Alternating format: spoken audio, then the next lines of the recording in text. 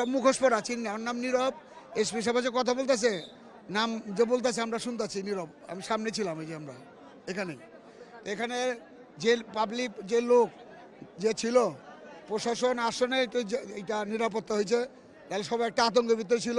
আমরা চুনকুটি এলাকার মানুষ, স্থানীয় মানুষ, বাইরের মানুষ আছে এখানে হাজার হাজার লোক। আল্লাহর রহমতে আমরা সবাই সন্তুষ্ট হয়েছি। প্রশাসন আসার পরে আমরা টেনশন মুক্ত।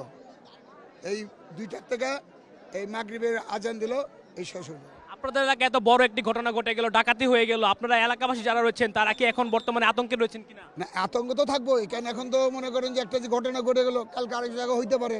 আমাদের কেরানীগঞ্জ 2টা থানা, বিশাল এলাকা। আজকে এই ব্যাংকে হয়েছে, কালকে বাসাবাড়ির মধ্যে হইতে পারে, কিন্তু আপনার নিরাপত্তা নাই তো। বর্তমান প্রেক্ষাপটে এই ঘটনাটিকে আসলে আপনারা কিভাবে নিচ্ছেন? এটা তো আমরা আসলে কি এগুলো সরকার, এটা তো আমরা তো কঠিনভাবে আছি, কিন্তু প্রশাসনিক দিকটা আল্লাহর রহমতে সাথে সাথে এইসব কারণে আমরা একটা টেনশন মুক্ত।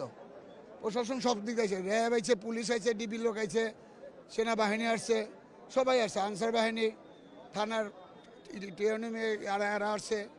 মানে আল্লাহর রহমতে সবাই সুন্দরভাবে এই জিনিসটাই হয়েছে। ইতিপূর্বে আর কখনো তারা দেখেনি, এই প্রথম এই কেরানীগঞ্জ এলাকায় ব্যাংক ডাকাতির মতো ঘটনা আজকে ঘটেছে। আমরা কিন্তু সরাসরি আপনাদেরকে যুক্ত করেছি যে রূপালী ব্যাংকের নিচ থেকে।